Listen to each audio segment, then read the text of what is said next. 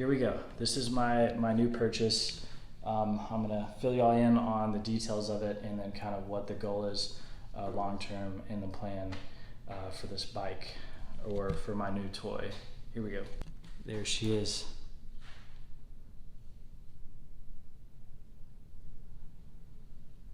She's beautiful, ain't she?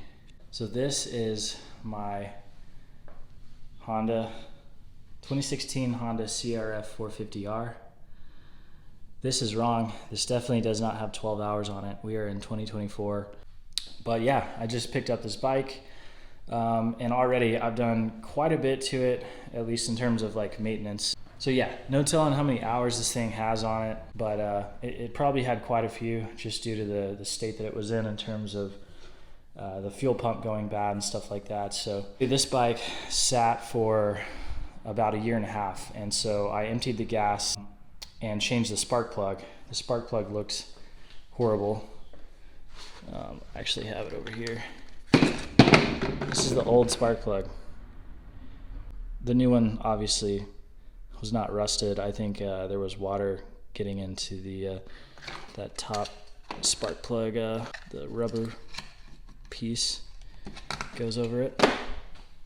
Anyways, so I replaced the gas, I changed the spark plug, and it still wasn't starting. So what I ended up doing was I got the fuel pump replaced. Fuel pump sits right up under the fuel tank, and that turned out to be the culprit. Anyways, it turned out just to be the fuel pump that was the issue. So now it has a brand new fuel pump, brand new spark plug. Obviously the gas and everything, the old gas is out of there. I put some seafoam in the gas tank with, I'm just running 93 octane in here right now. I just kind of wanted to go over the things I've done to the bike so far and the future plan for this bike. So as you can see, taking off the throttle and grip, it had these old grips on it that were just super fucked up. This bike has been crashed a couple times, as you can see, and I replaced it with these Pro Grip 790s. And you gotta have the grip donuts on there, obviously. On this side, I'm waiting for my G2 throttle tamer to come in. You may be asking yourself, why do you need a throttle tamer for the 450 race bike? Since this is the 450R, it's kind of meant to have some aggression to it. The reason being is because I am turning this into a dual sport beast. That is the goal of this. So in a few months from now, this bike is going to be completely different. Not only like the look of the whole bike, I'm changing the plastics and everything, but just the engine and modifications are going to be extensive on this thing. So I'm turning this 2016 Honda CRF450R into a dual sport desert racing beast. So we're gonna try to, if we can get it ready in time, we're gonna try to race this thing in the 2024 Vegas to Reno 500. And hopefully next year, we're either gonna race this or get a brand new 2024 450X to race in the Baja, one of the Baja races next year. So that's the goal. And so a lot of you may ask, why don't you just buy a 450X? Because I don't wanna pay $10,000 for a 450X right now. I've actually seen a lot of guys turn their R bikes, their race bikes, into dual sport kind of desert racers, and they're already geared pretty low. This one has a 13T front sprocket and a 48T rear sprocket. That chain was all rusted. I'm gonna get a new chain for it. There's gonna be a lot of new modifications on this bike, but for now I just cleaned it, wire brushed it, and then lubed the chain. But yeah, so that's the gist of it. This video isn't gonna be too long, but I just wanted to put this video out there. If any of you guys are interested in following along on this dual sport build, then definitely hit the subscribe button. Give me your thoughts in the comments. I'd love to hear what you guys think. So a few things that would have helped me if I were to see this video when I got this bike, before I had to kind of dig into online manuals and stuff, is where everything is. You know, every bike's a little bit different, and the year models, you know, from like 2009 to 2016, the bikes kind of changed. This is kind of, you know, that was a rough patch for the CRF450s. The 2016 definitely has a lot of advantages to, let's say, the 2009. You know, obviously the 2008 was a great model, and so is the newer, you know, 2017 and up. But anyways, still a great bike, still an insane amount of power. So a few things that I wanted to talk about was where everything is for engine maintenance really quickly, so that you can just do these things without having to look at the manuals. Here is the oil fill cap. So you take this off, and this is the oil reservoir in here. And this is where you fill the oil. You can check the oil in here.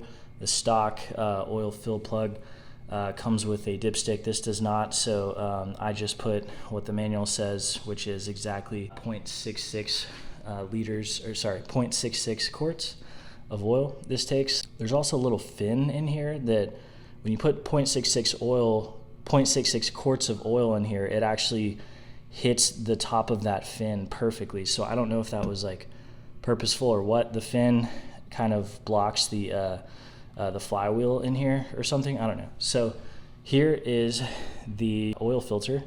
Super simple. You take that off, take the oil filter out. There's a little spring in there. The next time I change it, I'll make a video on it.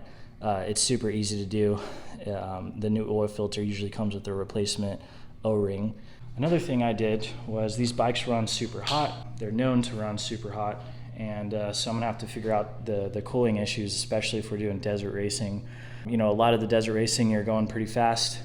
You kind of need that top end stuff, so it shouldn't be too big of a problem. But if we ever hit some rough, kind of tight, slow terrain, I don't want this thing to overheat. So we're gonna be putting like custom radiator fans in here. We're gonna be changing out the radiator, putting like high temp, high pressure radiator hoses. So all this is gonna change. But this is obviously where you put your radiator fluid. This bolt on this other side is, I think they called this like the radiator bleed bolt or something like that. I have a new one of these coming in actually this week because the O-ring's all bad, but I don't know, maybe it just helps it drain better. But anyways, you take the cap off, you take this bolt out, and then all you do to drain the fluid, if you're gonna replace it, is come down here. This is your water pump, and all you do is you unscrew.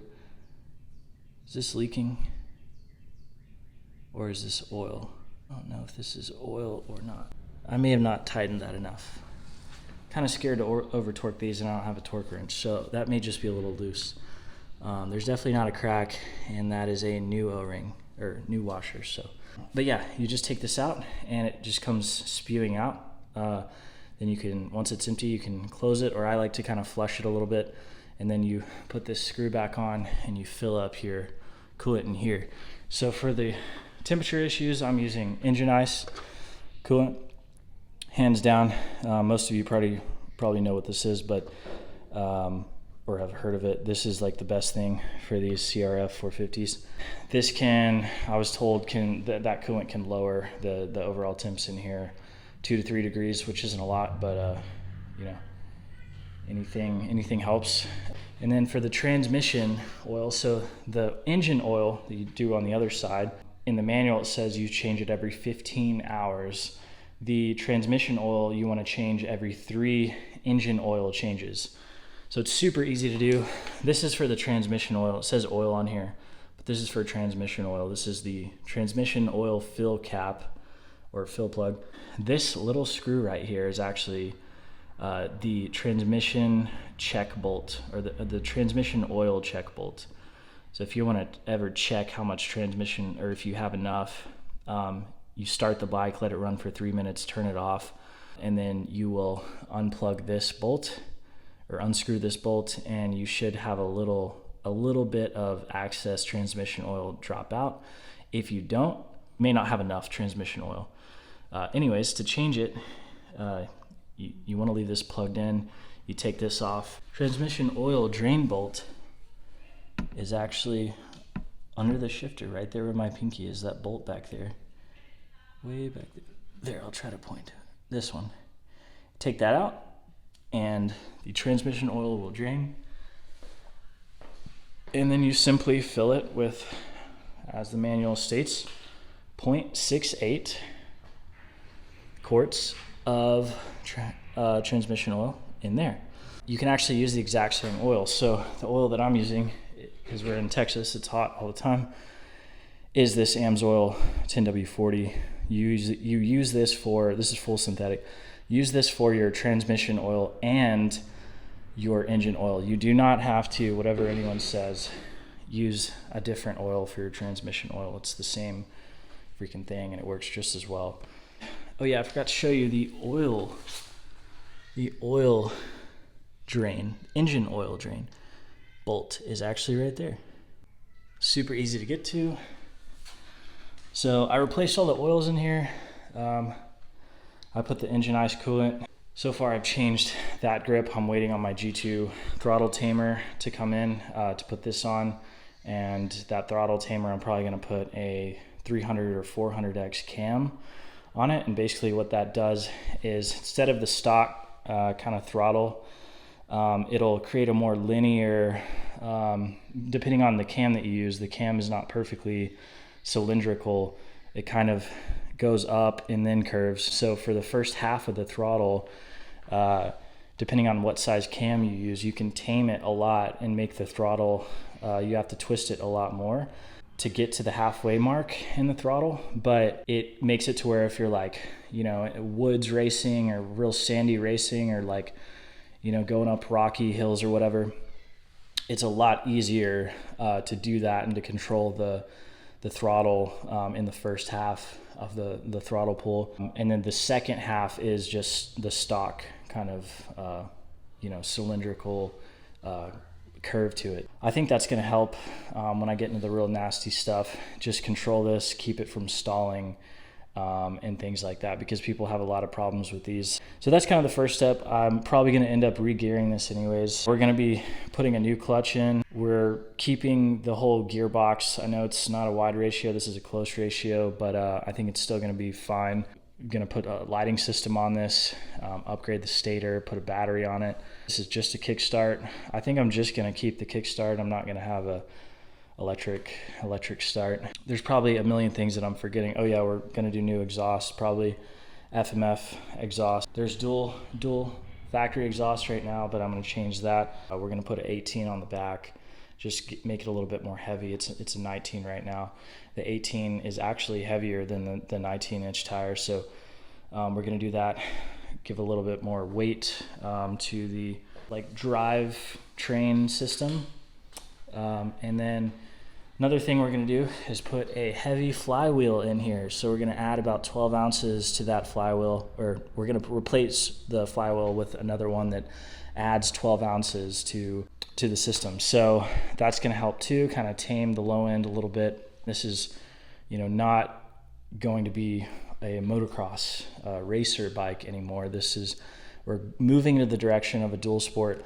Make it easier to get out in the woods, get out in the desert, get out in the rough terrain. We're gonna put a bigger tank on this eventually for the race. Man, I'm probably forgetting a lot of things, but for now, that's pretty much it. I just wanted to kind of walk through the bike with you guys.